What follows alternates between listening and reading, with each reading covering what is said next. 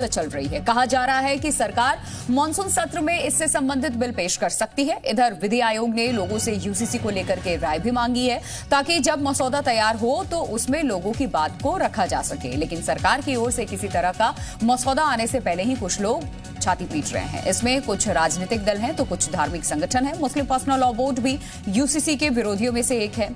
AIMPLB ने तो लगता है कि यूसीसी के खिलाफ मुहिम छेड़ रखी है। इस वक्त ऐसा क्यों कह रहे हैं आगे आपको बताएंगे। दरअसल आज न सिर्फ all India Muslim personal law board ने यूसीसी को लेकर के बड़ी बैठक की जिसमें इसके विरोध का फैसला किया गया। इतना ही नहीं, बोर्ड ने चिट्ठी लिख करके लोगों से विरोध की अपील भी की है। बोर्ड का तर्क है कि अगर समान नागरिकता कानून आता है तो मुसलमान मुश्किल में पड़ जाएगा और उसका धर्म भी खतरे में होगा। क्या all India Muslim personal law board की दलीलों में दम है या महज ये भ्रम है? इस पर चर्चा करेंगे, लेकिन सबसे पहले एक रिपोर्ट आपको दिखाते हैं। और ये वो चिट्ठी है जो all India Muslim personal law board की तरफ से लिखी गई है। बाकायदा लोगों से ये कहा गया है कि मुस्लिम समाज बढ़ चढ़ करके इसमें हिस्सा ले और ये जो आपको बारकोड दिख रहा है इसको स्कैन करके इस यूसीसी का विरोध करे। ये अपील की गई है all India Muslim personal law board की तरफ से। पहले एक रिपोर्ट देखिए, फिर चर्चा की शुरुआत करेंगे।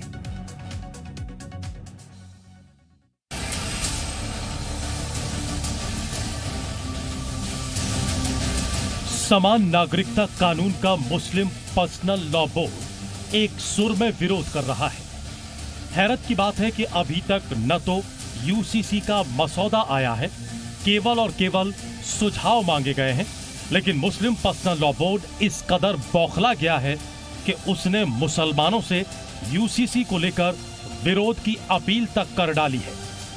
All India Muslim personal law board ने बाकायदा एक बारकोड जारी करके मुसलमानों से ज्यादा समान नागरिक संहिता के खिलाफ अपना विरोध दर्ज कराने को कहा है। मुस्लिम पर्सनल लॉ बोर्ड की बुधवार को एक बड़ी बैठक भी हुई।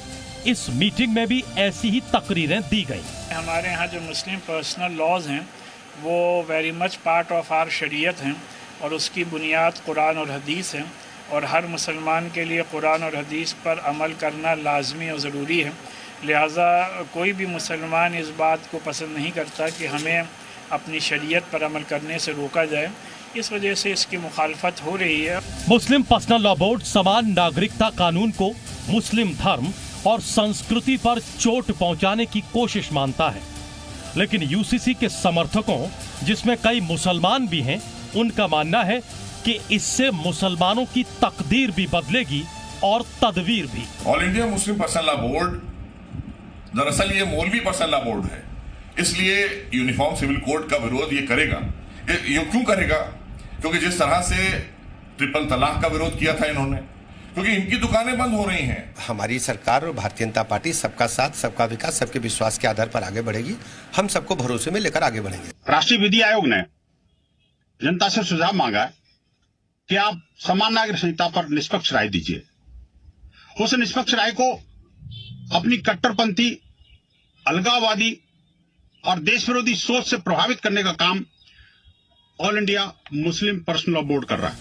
आपको बता दें कि बीते दिनों प्रधानमंत्री नरेंद्र मोदी ने समान नागरिक संहिता का समर्थन करते हुए एक देश में दो कानून की व्यवस्था को खारिज किया था, जिसके बाद यूसीसी को लेकर अटकलें तेज हो गई थीं और तभी से पर्सनल लॉ बोर्ड और कट्टर मुस्लिम संगठन ने यूसीसी के खिलाफ प्रोपेगेंडा शुरू कर दिया है।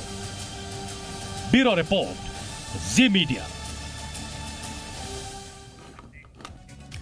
तो चलिए, हमने आपको रिपोर्ट दिखा दी और आज कौन से वो सवाल हैं जो अब खड़े हो रहे हैं, खास करके all India Muslim personal law board की बैठक खत्म होने के बाद जो चिट्ठी उनकी तरफ से जारी की गई है।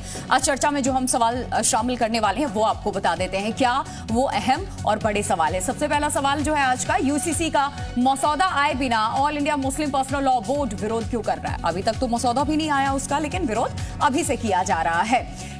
दूसरा सवाल जो है आज का वो भी हम आपको बताते हैं, क्योंकि लगातार यूसीसी को लेकर के विरोध के सुर अभी से शुरू हो रहे हैं। समान नागरिक कानून से पर्सनल लॉ बोर्ड को परेशानी क्यों है, यानी कि यूसीसी से पर्सनल लॉ बोर्ड को परेशानी क्यों हो रही है? ड्राफ्ट के लिए कम से कम इंतजार करना चाहिए। विधि आयोग की तरफ से सुझाव मांगे गए हैं, सुझाव सब दिया जाएगा, उसके बाद एक ड्राफ्ट तैयार होगा, लेकिन पहले ही विरोध की अपील। मुस्लिम समाज पर फैसला थोपने की कोशिश नहीं है क्या?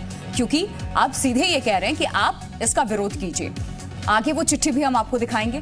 और जो सवाल हैं आज के वो भी मैं आपको बताती हूं, क्योंकि लगातार लोगों से, मुस्लिम समाज से खास करके ये यहां पर अपील की जा रही है कि आप इसका विरोध कीजिए। क्या विरोध की अपील से पहले मुसलमानों की राय जानी भी गई है कि उनसे सिर्फ विरोध करने के लिए कहा जा रहा है, उनसे अपील ये किया जा रहा है कि आप उसका विरोध कर दीजिए। मुसलमानों से उनकी राय पूछी भी गई है क्या कि आप उनको विरोध किस चीज का करने के लिए बता रहे हैं, आपने उनको सही समझाया है उस चीज को? क्या यूसीसी पर मुस्लिम पर्सनल लॉ बोर्ड भ्रम फैला रहा है? 2 लाइन उस लेटर में कुछ ऐसा जिक्र किया गया है जिसको लेकर के पूरी तौर पे वो जो लेटर है वो लोगों को भ्रम में डाल देने वाला है। ऐसी धर्म से, मजहब से रिलेटेड, संस्कृति से रिलेटेड चीजें वहां पर की गई हैं। क्या यूसीसी, आपको बता दें कि ट्रिपल तलाक के खिलाफ कानून का भी विरोध किया गया था, आपको याद होगा। यूसीसी आने से पहले जिस तरीके से विरोध हो रहा है, ट्रिपल तलाक के कानून के खिलाफ भी यहां पर विरोध किया गया था, लेकिन वो मुस्लिम महिलाओं के हक में था, ऐसा मानना है उस मजहब की महिलाओं का भी। और हमने देखे भी हैं कई सारे ऐसे केसेस आए हैं, और पहले जिस तरीके से किसी भी रिश्ते में तलाक दे दिया जाता था, अब वो नहीं होता है। तमाम मेहमान हमारे साथ इस चर्चा में जुड़ चुके हैं। चर्चा की शुरुआत हम करते हैं। सबसे पहले मेहमानों से तारुफ कराती हूँ। मोहम्मद अफाक है, मुस्लिम स्कॉलर हैं, और हमारे साथ शोएब सिद्दीकी है, मुस्लिम स्कॉलर। धीरेन्द्र सिंह, संविधान के जानकार, हमारे साथ जुड़े हुए हैं। आलोक अवस्थी हैं, भाजपा के प्रवक्ता हैं, और हिलाल नकवी है, कांग्रेस के प्रवक्ता हैं। साध्वी गीतांबा, हिंदू धर्मगुरु, हमारे साथ जुड़ेंगी। सबसे पहले इस चर्चा की शुरुआत तो मैं आपसे कर रही हूं, मोहम्मद अफाक। आखिरकार अभी से ही विरोध क्यों? और आज जो all India Muslim personal law board की तरफ से जो चिट्ठी रिलीज की गई है, उसमें 2 लाइन में जरूर यहां पढ़ करके सुनाना चाहूंगी, आप अपनी बात उस पर जरूर सामने रखिएगा। यहां पे ये बताया गया है कि किस तरीके से यूसीसी लागू करने का माहौल देश में बनाया जा रहा है। अलग अलग धर्मों और संस्कृतियों के इस देश को समान नागरिक संहिता के माध्यम से धार्मिक व सांस्कृतिक स्वतंत्रता पर चोट पहुंचाई जा रही है। ड्राफ्ट अभी तैयार भी नहीं हुआ, लोगों से राय मांगी गई है, और आप सीधे सीधे लोगों को यह बता रहे हैं कि ये कैसे आपकी धार्मिक स्वतंत्रता को यूसीसी खत्म कर देगा। बहुत अच्छा सवाल है कि हमारी धार्मिक स्वतंत्रता को खत्म नहीं कर देगा, कि पूरे भारत की परंपरा को खत्म कर देगा। ये यूसीसी जो है एक मुसलमानों को बार बार टीवी चैनल पे ला के हिंदुओं को भ्रमित किया जा रहा है, ईसाइयों को भ्रमित किया जा रहा है, पंजाबियों को भ्रमित किया जा रहा है कि मुसलमान को इतराज है, बल्कि इस देश के हर नागरिक को इस कानून से इतराज है। अब आप बताइए, गोवा में कानून है कि जिस बीवी के बच्चा नहीं होगा वो दूसरी शादी कर सकता है। तो कुले खजाने आप गोवा का कानून देख ली उठा करके, तमाम चीजें ऐसी हैं, मगर मुसलमानों को ला करके सामने फेस करके मुसलमान हिंदुओं को एक ये मैसेज देना है कि देखिए हम देश हित। अब क्या यहाँ हिंदू मुसलमान कर रहे हैं? यूसीसी को लेकर के जवाब दीजिए।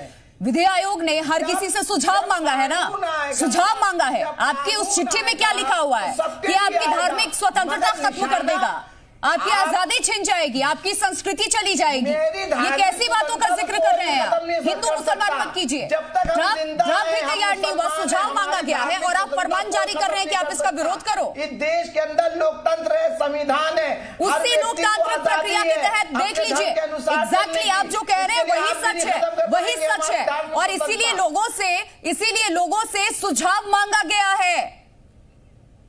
आजादी है लोगों को अपनी बात रखने की इस देश में। ये हिमाचल की, कर्नाटक की पीड़ा है, ये कर्नाटक और हिमाचल की पीड़ा है जो नई चीज एक लाई गई है। नहीं, यानी कि आप फिर 2019 का बीजेपी का जो घोषणा पत्र है वो भी उठा करके देख लीजिए।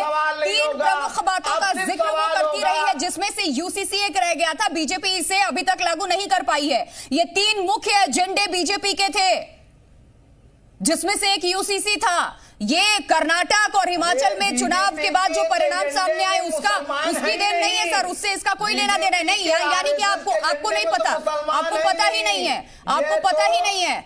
ये हमें सब नहीं, आप हमें ना बताएं, आपको पता ही नहीं है में क्या है क्या नहीं है। शोएब सिद्दीकी नहीं पता है, आपको पता है, आपको पता ही नहीं। आप कह रहे हैं कि कर्नाटक और जो हिमाचल में हुआ उसके बाद बीजेपी लेके आई है, आपको पता ही नहीं है शायद। शोएब सिद्दीकी अपनी बात सामने रखिए, इंतजार करना चाहिए। ड्राफ्ट अभी तैयार नहीं हुआ, लॉलीपॉप लेके आई है। देखिए मैडम, ऐसा है कि यहाँ पर चूंकि जो मामलात निकल के आ रहे हैं ये मामला शरीयत से है और प्रधानमंत्री ने, मुख्यमंत्री ने एक बात रखी है और सुझाव मांगा है, तो मैं समझता हूं कि बहुत उत्तेजित होने की बात नहीं है। कम से कम हमारा ये फर्ज है कि हम अपनी बात को कम से कम प्रधानमंत्री तक पहुंचाएं। जैसे मसला देखिए हमारे वहाँ ये आता है कि तलाक का जहां तक मसला आता है, तलाक जो है हमारे वहां मर्दों को पावर है तलाक देने की, औरत को तलाक मांगने की पावर है, जिसे कहते हैं खुला। तो इस चीज को हमारे आलिमों को प्रधानमंत्री तक बात पहुंचानी होगी। अब जैसे हिस्से की बात देख लीजिए, हमारे वहां हिस्सा जो होता है औरत लड़की को 1 मिलता है, लड़के को 2 मिलते हैं। ऐसे 100 रुपए हैं तो उसमें 2 हिस्सा लड़के को जाएगा, 1 हिस्सा लड़की को जाएगा।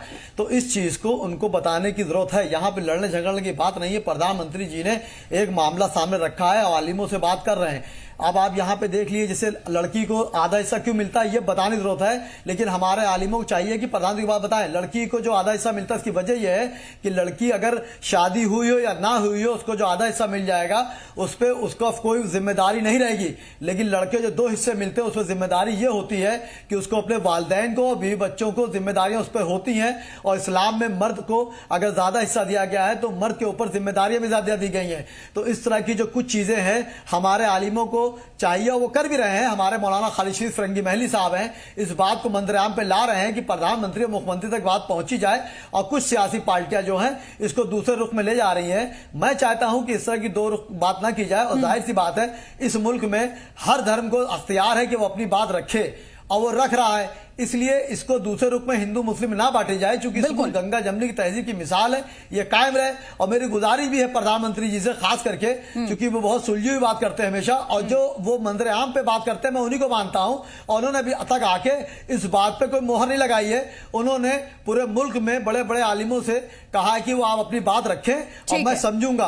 और जाहिर सी बात है, देखिए ईसाई का मामला जो होता है वो उनका अलग धर्म होता है, मेरा अलग धर्म होता है। तो अभी इसको इशू ना बनाया जाए। आगे देखा जाए क्या बात होती है। बीजेपी के प्रवक्ता है आलोक अवस्थी का मैं रुख कर लूं, फिर सर आगे आपको मौका दूंगी, अपनी बात आप रखिएगा। Alok Awasthi, all India Muslim personal law board की तरफ से जो चिट्ठी रिलीज की गई है उसमें 2 चीजों का खास जो जिक्र किया गया है, उसमें यह कि धार्मिक व सांस्कृतिक स्वतंत्रता पर चोट पहुंचाई जा रही है। यह भ्रम की स्थिति है। ये चीजें जो समाज में पैदा की जा रही है, लोगों को भ्रमित किया जा रहा है, इससे कैसे निपटेंगे आप? विविधता में एकता की हम बात करते हैं, बड़े गर्व से हम कहते हैं कि हम हिंदुस्तानी हैं, यहां हर धर्म के मजहब के लोग आपस में मिलकर रहते हैं, भाईचारा का हम प्रतीक है, दर्शाने की कोशिश करते हैं। लेकिन उसी को आड़े ला करके यूसीसी को रोकने की अपील मुस्लिम समाज कर रहा है कि हमारे लिए खतरा है।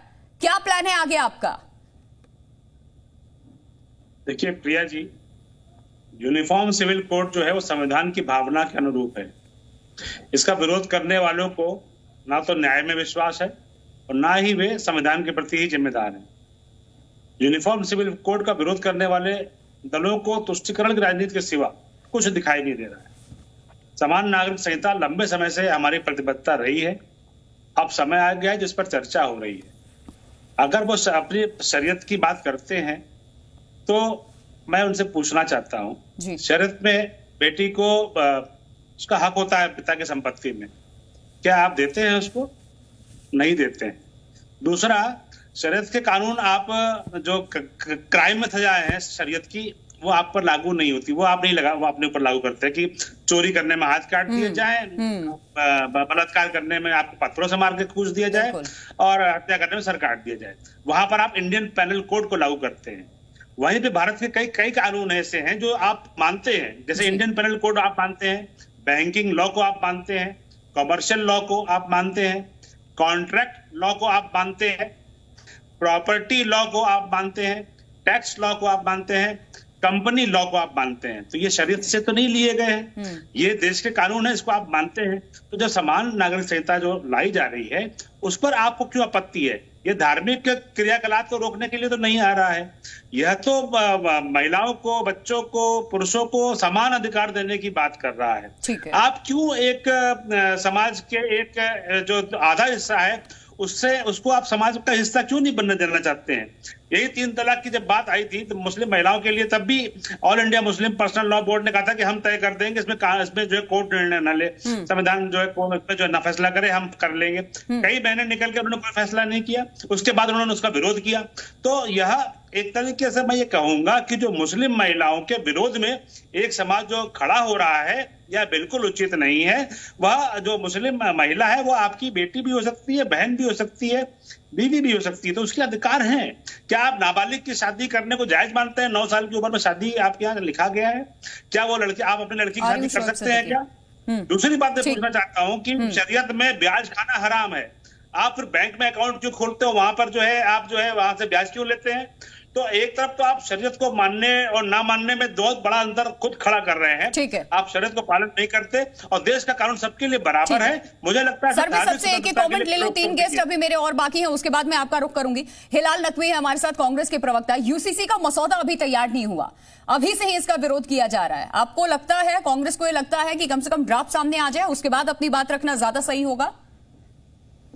प्रिया जी, आप जो बात कह रही हैं, अगर हम इसको 2 हिस्सों में देखें तो ज्यादा आसानी होगी। पहली बात यह है कि जो यूनिफॉर्म सिविल कोड है या कॉमन सिविल कोड है, अभी तक की भारतीय जनता पार्टी ये नहीं तय कर पाई है, क्योंकि जो प्रधानमंत्री जी बोल रहे हैं वो कह रहे हैं कि एक घर में 2 कानून नहीं हो सकते। इसका मतलब ये हुआ कि वो कॉमन सिविल कोड ला रहे हैं, वो यूनिफॉर्म सिविल कोड नहीं ला रहे हैं। यूनिफॉर्म सिविल कोड में क्या होगा कि सबके अपने अपने जो पर्सनल लॉ हैं वो बने रहेंगे, उसके अंदर एक यूनिफॉर्मिटी लेकर के आ जाएंगे। कॉमन सिविल कोड में ये होगा, एक सिविल कोड बन जाएगा जिससे सब लोग गवर्न होंगे। तो इसको लेकर के भारतीय जनता पार्टी अभी तक की स्पष्ट नहीं है कि प्रधानमंत्री जो कह रहे हैं वो है या यूनिफॉर्म सिविल कोड है, उसको आता है। एक बात। दूसरी बात यह है कि जब तक कि मसौदा नहीं आ रहा है, उसके अंदर क्या लेकर के आ रहे हैं अभी तक जब नहीं मालूम है, उसके ऊपर कोई भी रिएक्शन देना जो है वो अपने आप में बेमानी है।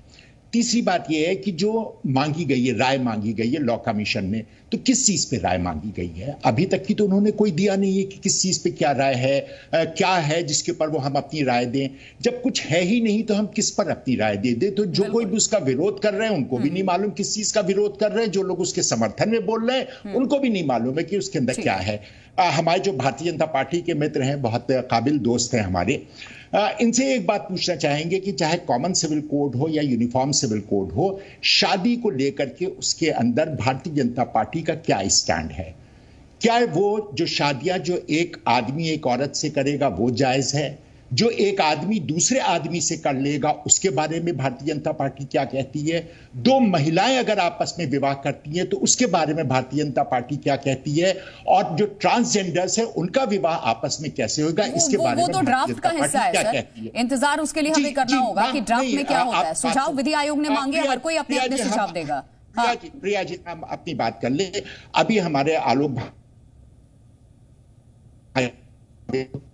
क्या उनको मालूम है कि ये सब खत्म हो रहा है? क्या उनको मालूम है कि यूसीसी में ये खत्म कर दिया जाएगा? देखिए, भारतीय जनता पार्टी इसको ऐसे लेकर के आ रही है जैसे कि जो मुसलमानों का शरीयत को कह करके या जो पर्सनल लॉ है उसके नाम शरीयत का ना ही यूज करें तो बेहतर होगा। जो पर्सनल लॉ है क्या उसके खिलाफ आ रहे हैं?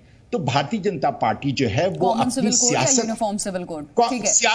सियासत को लेकर के इस तरह की बात कर रही है। दिक्कतें तो ट्राइबल में भी होगी। ठीक है, आलोक अवस्थी से मैं जवाब लूंगी, एक रिएक्शन में ले लेती हूँ। 2 मेहमान अभी और मेरे साथ है, धीरेन्द्र सिंह का, क्योंकि बार बार संविधान को आड़े लाया जा रहा है, अनुच्छेद 44 का भी बार बार जिक्र किया जा रहा है।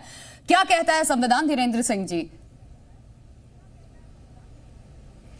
देखिए, संविधान का अनुच्छेद 44 जो है यूनिफॉर्म सिविल कोड की बात करता है, एक समान सिविल संहिता की बात करता है। और यहां पर अगर आप बात करेंगे समान सिविल संहिता की, तो समान सिविल संहिता के द्वारा उत्तराधिकार, विवाह और गोद लेने से रिलेटेड मैटर और तलाक से रिलेटेड मैटर्स को डील किया जाएगा बेसिकली। अगर आप यहां पर देखेंगे तो एसआर बोमई के केस में सुप्रीम कोर्ट ने क्लियरली मेंशन किया था कि ये सब लौकिक क्रियाएं हैं। दैट मींस कि ये सब भौतिक बात है, ये धर्म के अंदर इन्हें इंक्लूड नहीं किया जाता। उच्चतम न्यायालय ने क्लियरली एसआर बोमई के केस में कहा था इस चीज को। और यहां पर अगर आप देखेंगे तो बार बार कई केस लॉज में, चाहे आप 3 तलाक का मैटर देख लें या आप साबानो का केस देख लें या आप सरला मुदगल का केस देख लें, 1995 की बात कर रहा हूं मैं, सरला मुदगल की केस की, तो हमेशा जो है सुप्रीम कोर्ट ये कहता आया है कि एक समान सिविल संहिता लाने की जरूरत क्यों है, क्योंकि यूनिफॉर्मिटी आ जाए। ऐसा ना हो कि जो महिलाएं हैं जिनको कि जेंडर जस्टिस नहीं मिल रहा है, जिनके साथ न्याय नहीं हो पा रहा है, वो न्याय आगे तक ना मिल पाए। ऐसे में अगर हम एक समान सिविल संहिता लेकर के आएंगे तो सबसे ज्यादा जो फायदा होगा वो महिलाओं को होगा और उनको जेंडर जस्टिस प्रोवाइड कर पाएंगे हम। और जो आर्टिकल 14 का वायलेशन हो रहा है on the name of other laws, on the name of dharma, वो वायलेशन खत्म हो जाएगा। ठीक है, साथ में किताब चर्चा में आप थोड़ा देर से जुड़ी, लेकिन अभी हमारे साथ देखिए all India Muslim personal law board की चिट्ठी को लेकर के मैंने यहाँ पर जिक्र किया था। उस चिट्ठी में जो 2 लाइनें लिखी हुई हैं, हमारे साथ मुस्लिम स्कॉलर्स भी 2 यहाँ पर जुड़े हुए हैं, उसमें ये साफ तौर पे कहा गया है कि यूसीसी का आप विरोध कीजिए। हालांकि उन्होंने सिर्फ मुस्लिम समाज से ये अपील की है विरोध करने की, और ये बात लेकिन जरूर कही गई है कि ये आपके धार्मिक स्वतंत्रता पर चोट है, आपकी सांस्कृतिक पर चोट है, आपकी आजादी छिन जाएगी। तो क्या ऐसा सनातन धर्म को मानने वाले लोगों को भी लगता है, साधु संतों को भी लगता है यूसीसी आएगी तो आपकी जो स्वतंत्रता है धार्मिक वो छिन जाएगी? बिल्कुल नहीं, हमारी स्वतंत्रता कभी नहीं छीनेगी। और ये जो एक तरह से कानून लागू होगा वो हर किसी के लिए होगा, और हमारा कोई भी संत समाज इसका खिलाफत नहीं करेगा, न स्त्री करेगी न पुरुष करेगा। हमारा संत समाज हमेशा से इसकी अगवानी करेगा, और ये कानून जल्द से जल्द बनना चाहिए, जल्द से जल्द आना चाहिए। इसके लिए हम सारे सन्यासी एक साथ इसका समर्थन करेंगे, और हमारे यहाँ किसी भी प्रकार से किसी को कोई परेशानी इस संविधान से नहीं है। इसको आना चाहिए और लागू होना चाहिए। चलिए, तो आपने सीधे कह दिया कि इससे आपको कोई दिक्कत नहीं है, आना चाहिए और लागू होना चाहिए। आलोक अवस्थी, अब मैं आपका रुख कर रही हूं सर, क्योंकि हर तरफ से सवाल आप ही से पूछे जा रहे हैं। यूनिफॉर्म सिविल कोड या कॉमन सिविल कोड? देखिए, हर जगह चर्चा में है कि यूसीसी का फुल फॉर्म है यूनिफॉर्म सिविल कोड। फिलहाल नकवी जी एक बहुत जिम्मेदार प्रवक्ता है, समझदार है, वो क्यों कंफ्यूज हो रहे हैं मुझे समझ में नहीं आया। हम यूसीसी की बात कर रहे हैं, यूनिवर्सल सिविल कोड, जो कि देश को एक धागे में, एक माला में पिरोना चाहता है, देश का कानून है। और समय समय पर सुप्रीम कोर्ट ने भी अपने कई निर्णयों में यह बात कहा है कि देश में एक समान नागरिक संहिता होनी चाहिए। यूनिफॉर्म सिविल कोड की वकालत के लिए सुप्रीम कोर्ट ने भी कहा कि सरकार को इस पर कानून बनाना चाहिए। संविधान की जो मूल हमारी जो विचारधारा जो बनी है, जो संविधान बना है, उसमें भी धारा 44 ये कहता है कि जो है यूनिफॉर्म सिविल कोड आगे समय आने पर चर्चा करके लागू करना चाहिए। आज जो लॉ कमीशन जो है वो चर्चा कर रहा है, चर्चा सबके लिए ओपन है, हिंदू हो, मुसलमान हो, अन्य धर्म के लोग हो, सबको अपनी अपनी राय रखनी चाहिए। अभी ये कोई कानून नहीं बन गया है। जब लॉ कमीशन अब सबकी राय लेकर के सरकार को यह देगा, सरकार उसके बाद उसके सारे पॉइंट्स पर विचार करेगी, कमेटी वगैरह बना करके, फिर वो संसद में इस पर बहस होगी। संसद में इस पर बहस होगी, उसके बाद भी सारे दरों को उसमें चेंज करने का, उसमें अपनी राय देने का अधिकार मिलेगा। तो हमारे जो संसद है वो जनप्रतिनिधियों, जो जनता है उसकी प्रतिनिधि वहां बैठते हैं, जिनको जनता ने वोट देकर चुना है। तो अगर वो वहां पर बैठ के कोई निर्णय लेते हैं तो समाज के हित में लेंगे, ऐसा मुझे मानना है। बोलिए हिलाल नकवी। आलोक जी, कंफ्यूजन हमको नहीं है, कंफ्यूजन आप लोगों को है। प्रधानमंत्री जब कहते हैं कि एक घर में एक कानून होगा, उसका मतलब है कॉमन सिविल कोड। वो यूनिफॉर्म सिविल कोड की बात नहीं कर रहे हैं। एक बात, ये कंफ्यूजन हमको नहीं है। हम तो आपसे सवाल पूछ रहे हैं कि प्रधानमंत्री जी ये कह रहे हैं यूनिफॉर्म सिविल कोड की बात हो रही है, इसका क्या है? दूसरा हमारा आपसे प्रश्न ये है, किस पर राय मांगी है? संविधान चल रहा है, बात पूरी कर रहे। आलोक जी, आप हमारी धैर्य रखें, बात सुनिए हमारी। आते ही नहीं कहीं पे, यहाँ पर लॉ कमीशन सामने आया है, प्रधानमंत्री की बात क्यों करते हैं आप? हमारी लॉ कमीशन ने किस बात पर राय मांगी? हम समझ रहे हैं, हम आपकी छटपटाहट को समझ रहे हैं, पढ़े लिखे व्यक्ति हैं, हम आपकी छटपटाहट को समझ रहे हैं। आप लॉ कमीशन ने राय मांगी है ना, प्रधानमंत्री जी ने तो राय नहीं मांगी आपसे। प्रधानमंत्री जी तो लॉ कमीशन की जो रिपोर्ट आएगी उसको कैबिनेट में डिस्कस करेंगे। तो लॉ कमीशन ने यूसीसी पे मांगी है राय, आप लॉ कमीशन की बात करिए। लॉ कमीशन संविधान का एक अंग है, वो सही नहीं है। जो प्रधानमंत्री बात कह रहे हैं वो सही नहीं है, एक बात। दूसरा, लॉ कमीशन ने क्या राय मांग ली है? आप हमको कोई एक विषय बता दीजिए, एक विषय का नाम बता दीजिए कि इस विषय के ऊपर लॉ कमीशन ने राय मांगी है। देखिए, आप सिर्फ राजनीति कर रहे हैं, आप अलावा राजनीति के और कुछ नहीं कर रहे हैं। इसी वजह से कॉमन सिविल कोड या यूनिफॉर्म सिविल कोड के नाम पर आप मात्र एक पक्ष की बात करते हैं, आप ट्राइबल्स की बात नहीं करते हैं, वहां भी समस्याएं हैं। आप जो है गोवा के अंदर जिस प्रकार से नियम बने हुए उसकी बात नहीं करते हैं। साउथ में बहुत सी ऐसी चीजें हैं जो कि हमारे नॉर्थ से मैच नहीं करती हैं, आप उसकी बात नहीं करते हैं। आपने एक टारगेट कर रखा है, आपका ये एक इलेक्शन का एजेंडा है, उसके अलावा कुछ नहीं है। आपको समानता देनी नहीं है। अगर आपको समानता देनी होती तो हम लोगों ने अभी कुछ ही दिन पहले देखा है कि आपने महिलाओं को जो समानता, जो हमारी रेसलर्स है उनको क्या समानता दी है। सुनिए हिलाल नकवी जी, जो आप ये तमाम सवाल पूछ रहे हैं, ये तमाम सवाल जो आप कह रहे हैं, 60 सालों तक तो आपकी सरकार थी ना, इस पर विचार आपने किया? प्रिया जी, हम तो कह रहे हैं कि आप हमको बताइए। हमने नहीं किया, हमसे किसी ने सवाल नहीं किया। आप कर रहे हैं तो सवाल आपसे करेंगे। सरकार जब हमारी होगी तो हम जवाब देंगे। अरे 60 साल तक तो आप ही थे जो ये तमाम सवाल गिनवा रहे हैं। वक्तव्य दे रहे हैं प्रधानमंत्री जी, एक आलोक जी, मुझे एक ब्रेक के लिए रुकना पड़ रहा है। एक ब्रेक के लिए यहाँ पर रुक रही हूँ, रुक जाइए हिलाल नकवी जी, एक छोटा सा ब्रेक मुझे यहाँ पर लेना पड़ रहा है। वापस आप सभी का रुक करूंगी, आलोक जी रुक करूंगी, सबसे पहले आपका एक छोटा सा ब्रेक, लौटेंगे फौरन, चर्चा आगे जारी है।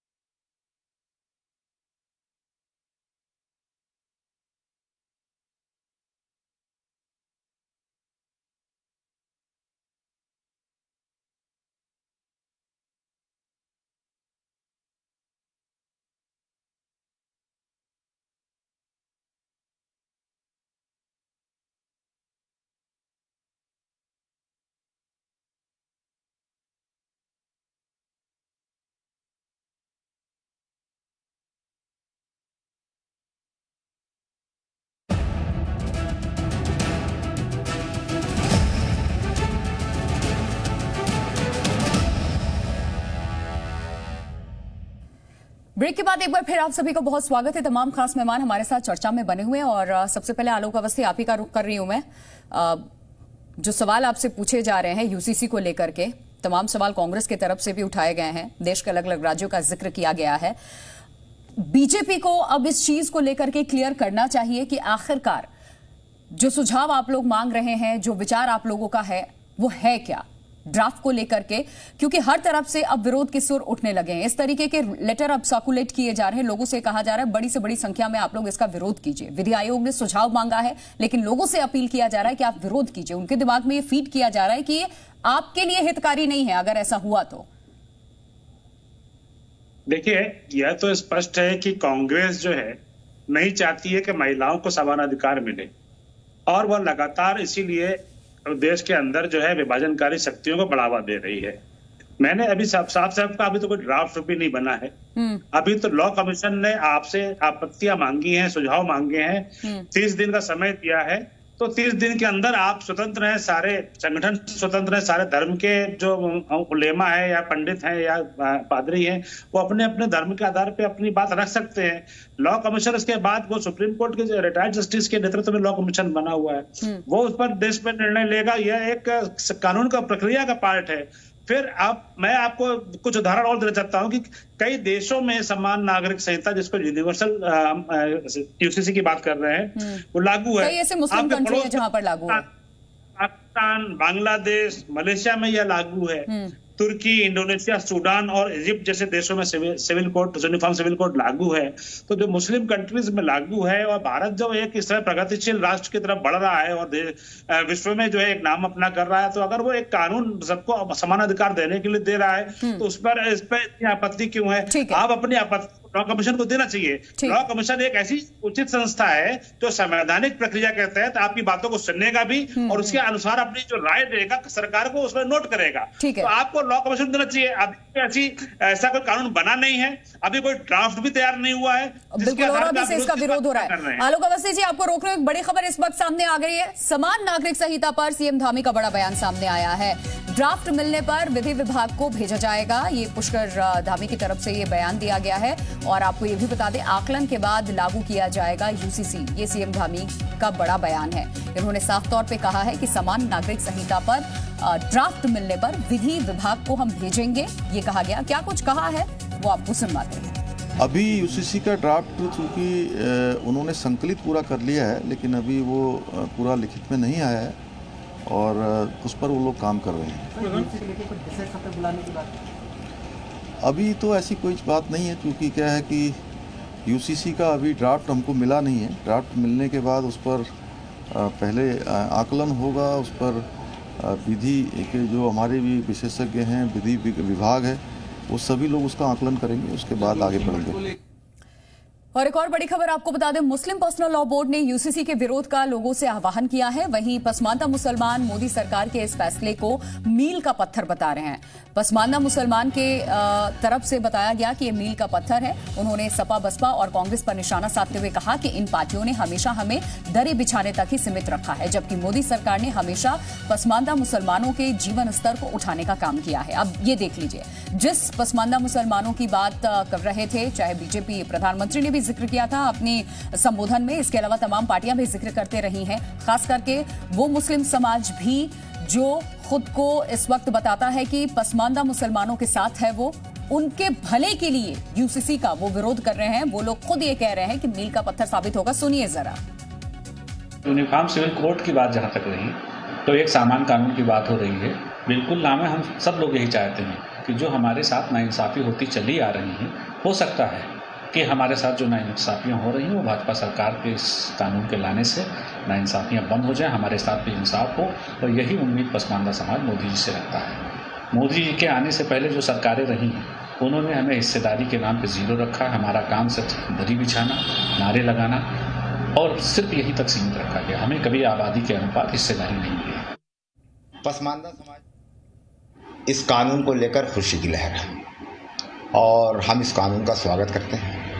आपने देखा होगा कि आज़ादी से अब तक किसी भी सरकार ने, किसी भी प्रधानमंत्री ने जो मुसलमानों के अंदर पसमानदा तबका है उसके बारे में उसके बारे में कभी कोई गौर फिक्र नहीं किया। मोदी जी के आने से पहले जो सरकारें रही उन्होंने हमें हिस्सेदारी के नाम पे जीरो रखा। हमारा काम सिर्फ दरी बिछाना, नारे लगाना। और तो देखिए, पसमानदा मुसलमानों को सुना आपने, उन्होंने सीधे तौर पे कहा है कि हमसे हमारा हक छीना गया है, कभी भी हमें हमारा हक नहीं दिया गया है, सिर्फ हम दरी बिछाने तक ही सीमित रहे हैं। आज अगर कोई इंसान इस तरीके की बातें रखता है तो आप सोचिए कि अंदर कितनी पीड़ा होगी उसके। जो मूलभूत सुविधाएं हैं जो सरकार की तरफ से दी जा रही हैं, जिस चीज का वो हकदार है वो उसे मिल नहीं पा रहा है, उसे पीछे धकेला जा रहा है इस समाज में।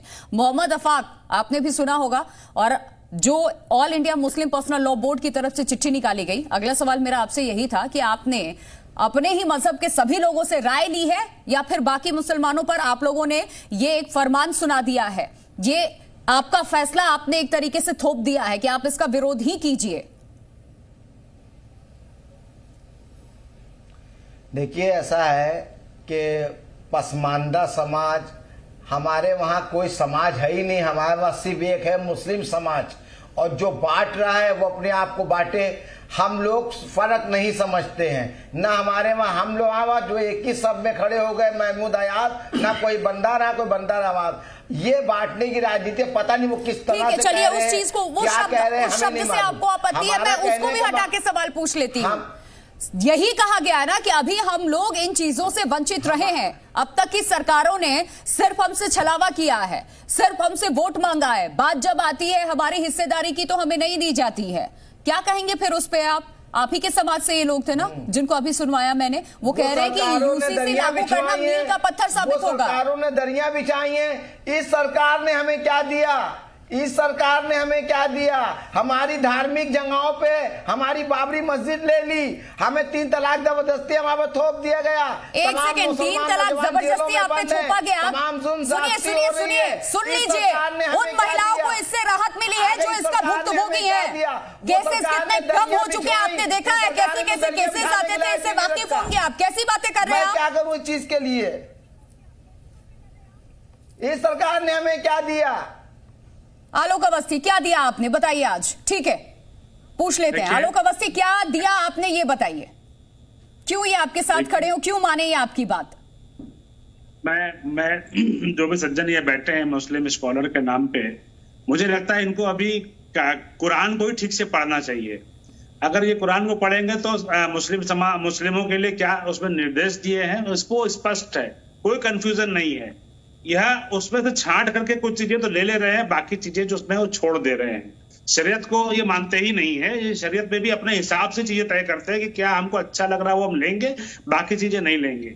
जहां तक कि 3 तलाक की बात है, देश के संसद ने उसको कानून बनाया है और वो सर्वसम्मत से पास हुआ है। उसको देश के कानून को मानने की बाध्यता भी जो है कुरान में है कि जिस देश का जो कानून होगा उसको आप मानेंगे। सारी जो है परेशानी मुसलमानों के लिए आप लोग आएंगे, पूरे देश के लिए आए, मुसलमानों को उद्धार करने आए, अदालत मुसलमानों को भी आप जो है तो क्या आप देश के कानून को मानते नहीं? और देश के कानून को अगर आप नहीं मानेंगे तो आप इस्लाम से भी खारिज होंगे। कुरान के हिसाब से आप खारिज होंगे। जब आप देश कानून को नहीं, मुझे बताइए क्या इस्लाम में क्या कुरान के बाद सुन तो लीजिए, कम से कम सुनने की तो क्षमता रखिए। इसीलिए मैंने पूछ लिया अल्पसंख्यकों के लिए इस सरकार ने क्या किया है। आप में सुनने की भी क्षमता नहीं है। मोहम्मद अफाक, कैसी बातें किए जा रहे हैं? देखिए, जब इस तरह के लोग आएंगे और अपने को बता देंगे स्कॉलर, तो ये बड़ी हैरानी होती है जो स्वयं कुरान को नहीं मान रहे हैं। देश के कानून को मानने के लिए कुरान ने कहा है आप जिस देश में रहेंगे उसका कानून सर्वोपरि है। और जो सुप्रीम कोर्ट की संविधान पीठ ने जो निर्णय लिया राम जन्मभूमि मंदिर के लिए, ये उस पर सवाल खड़ा कर रहे हैं, जबकि वो कानून बन चुका और मंदिर बन रहा है।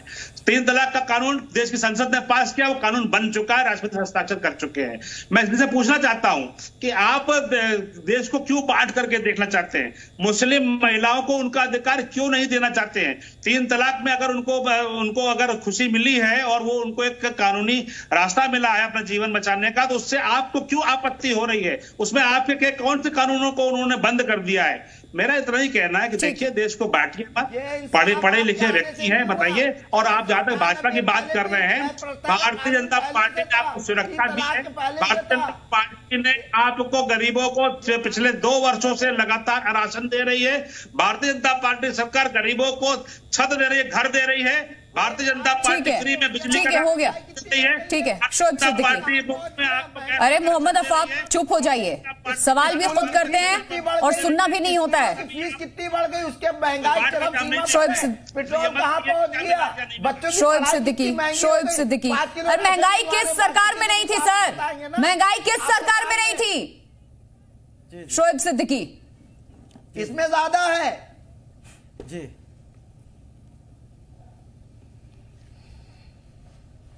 जी बिल्कुल, अपनी बात रखिए सर। जी देखिए मैडम, ऐसा है कि जिस तरह की यहाँ बहसें हो रही हैं, दूसरे वे में चला जा रहा है। जैसे भी एक प्रवक्ता साहब ने कहा था कि मुस्लिम औरतों को मुसलमान हक नहीं देते हैं, ऐसा नहीं है, उनको हक उनको मिलता है। और जहाँ तक बैंक में ब्याज वाली बात है तो ऐसा नहीं है, जिनके अकाउंट रहते हैं वो एक कानून के दायरे में मामला रहता है, वो ब्याज के लेते भी हैं, किसको देते हैं किसको नहीं देते हैं, ये पसे पर्दा की बात है, जब तक उनसे तफसील से बात न कर ली जाए। और अभी जहां तक भी मेरे बड़े भाई ने एक बात कही, पसमानदा नहीं है मुसलमान एक, ऐसी बात नहीं है। आप देखिए अभी क्या यूसीसी पर मुस्लिम पर्सनल लॉ बोर्ड भ्रम फैला रहा है? जी जी जी, तो मैं इनकी बात मुकम्मल कर दूं, जो पसमानदा का नहीं होता, ऐसे मुस्लिम होता है, तो ईद उल अज़हा में 3 हिस्से किए जाते हैं, जिसमें एक पसमानदा को ही दिया जाता है और दूसरा रिश्तेदारों को दिया जाता है। तो इस तरह की बातें ना फैलाई है। मेरा सिर्फ ये कहना है, जिस तरह की हमारे यहाँ तलाक देखिए होता है, जब तलाक दे दिया जाता है तो उसमें 3 महीना 10 दिन की जो है वो इद्दत होती है। तो इस तरह देखिए बात मुकम्मल होने का, देखिए पहले बात मुकम्मल, आप अपनी बोले, मैं नहीं बोल रहा था, आप मेरी बात में न टोकिए, मैं जब कर लूँ आप बोलिए। मैं हिमायत की बात में जनरल बात कर रहा हूँ, ये हमारी कमजोरी है कि मैं अपनी बात को मंजर आम पे नहीं रख पा रहा हूँ, जबकि मुझे मौका मिल रहा है कि अपनी बात तो रखिए। उसमें ये कि जब तलाक होता है तो 3 महीने 10 दिन का होता है, उसमें इद्दत होती है, उसमें उनको खर्चे दिए जाते हैं वगैरह वगैरह। और शौहर जब खत्म हो जाता है तो उसके 4 महीना 10 दिन का होता है मामला। उसके बाद उस औरत को हक होता है कि वो अपनी शादी कर सकती है। क्यों कर सकती है? पसे पर्दा की बात है। और कुछ मुल्कों में, जिस तरह की भी आपने बताया, कुछ मुल्कों में ये कानून लागू कर दिया गया है, तो हमारे बड़े बड़े आलिमों की जिम्मेदारी बनती है ये, और हमारी भी बनती है कि हम उस मुल्क से बात करें और वहां की ड्राफ्टिंग देखें कि शरीयत में कैसे हुआ है, और उसको मैं अपनी बात प्रधानमंत्री तक बोलूं। अब यहाँ पर आके एक दूसरे वे मिले जाना, मैं समझता हूँ ये बात अच्छी नहीं होगी। और अब आप देखिए यहाँ पर जिस तरह की हमारे वहाँ ये है कि मुस्लिमों में आप जो अपनी पूरी जायदाद लड़के को नहीं दे सकते हैं, 1/3 सिर्फ आप वसीयत कर सकते हैं। इंतजार करना चाहिए। अब देखिए, मैंने सीधे आपसे सवाल पूछा था, आप चीजें गिनवाने लग गए। वक्त की कमी है मेरे पास सर, इसीलिए सीधा पूछ लिया था। जो चिट्ठी सामने आई है all India Muslim personal law board की, क्या वो भ्रम फैलाने का काम कर रही है? जी जी, ये पूछा था मैंने। देखिए जी, मैं आवाज असल में मैं सुन नहीं पाया था स्पीकर से। मैं देखिए, भ्रम फैलाने की कोई बात नहीं है, हर आदमी अपनी सियासत कर रहा है। जब एक बात सामने आ गई है, मुल्क के प्रधानमंत्री ने यह बात कह दी है कि एक महीने का टाइम मिला है कि हर आदमी अपनी बात रखे, शरीयत के बारे में रखे।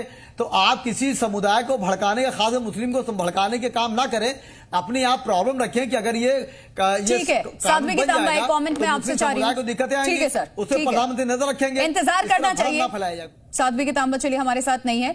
एक आखिरी कमेंट मैं कांग्रेस के प्रवक्ता से ले रही हूं, इंतजार नहीं करना चाहिए थोड़ा, बजाय इसके ये बता देने के लिए कि ये गलत है, ये ऐसा नहीं होना चाहिए, आप विरोध कर दीजिए बिना जाने कि किस चीज का विरोध आप कर रहे हैं, और विरोध जो कर रहे हैं वो सही भी है या नहीं है। आ रही हूं आलोक अवस्थी जी, आपकी बात बिल्कुल सही है। जो लोग इसका विरोध कर रहे हैं या जो लोग इसका समर्थन कर रहे हैं, हम दोनों के लिए कहेंगे कि ये वक्त से पहले है। जब तक कि इसका ड्राफ्ट नहीं आ जाता है, जब तक कि ये बात स्पष्ट नहीं होती है कि क्या कानून बन रहा है, किस तरह का बन रहा है, ये कॉमन सिविल कोड है या यूनिफॉर्म सिविल कोड है, जिसके बारे में वहीं अभी भी है। हिलाल नकवी जी, आलोक अवस्थी ने क्लियर कर दिया कि हम बात किसकी कर रहे हैं। कुछ नहीं होता, वो प्रधानमंत्री के ऊपर यूनिफॉर्म सिविल कोड की बात कर रहे हैं, उन्होंने क्लियर किया। अगर बीजेपी के प्रवक्ता है, उन्होंने ही क्लियर कर दिया कि हम किस चीज की बात कर रहे हैं। अगर आलोक अवस्थी जी अपने को प्रधानमंत्री के ऊपर समझते हैं, आप उसके साथ हो सकती है, लेकिन हम नहीं। नहीं हमारे लिए प्रधानमंत्री के ऊपर नहीं है आलोक अवस्थी। प्रधानमंत्री ने उसको क्लियर नहीं किया। आप गुमराह हैं और गुमराह करते हैं। ठीक है, प्रधानमंत्री जी ने यूनिवर्सल सिविल कोड की बात करी है, यूसीसी की बात करी है। ठीक है, प्रधानमंत्री जी ने इससे आगे बात नहीं करी। ठीक है सर, मेरे पास वक्त इतना ही था। एक आखिरी कमेंट हम साध्वी कितांबा से मैं लेना चाहूंगी। साध्वी कितांबा,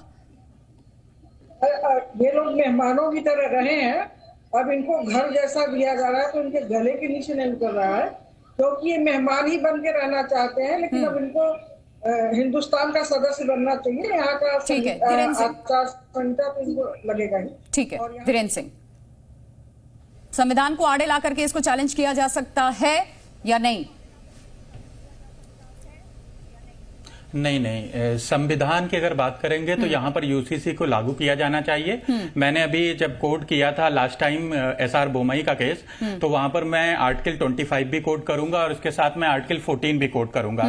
आर्टिकल 25 की जब बात करेंगे और धार्मिक स्वतंत्रता के अधिकार की बात करेंगे तो वहां पर अंतःकरण की स्वतंत्रता की बात की गई है। अंतःकरण की स्वतंत्रता दैट मीन्स कि आप अपने ईश्वर से को जैसे मानना चाहते हैं, जैसे उससे मिलना चाहते हैं, अपने धर्म के विचारों को जैसे अपनाना चाहते हैं वैसे अपना सकते हैं, उसमें कोई रोक नहीं है। आप दूसरे पे दबाव नहीं डाल सकते, अपने धर्म का प्रचार भी कर सकते हैं। क्योंकि देखिए सबसे बड़ी बात यह यूनिफॉर्म सिविल कोड को ये कहा जा रहा है कि एक तरीके से हिंदू राष्ट्र बनाने की दिशा में यह कदम उठाया जा रहा है, जो सरासर गलत है, सरासर गलत है। आलोक अवस्थी, मेरे पास वक्त इतना ही था सर, अगर संक्षेप में 30 सेकंड में अपनी बात आप रख पाए जल्दी से।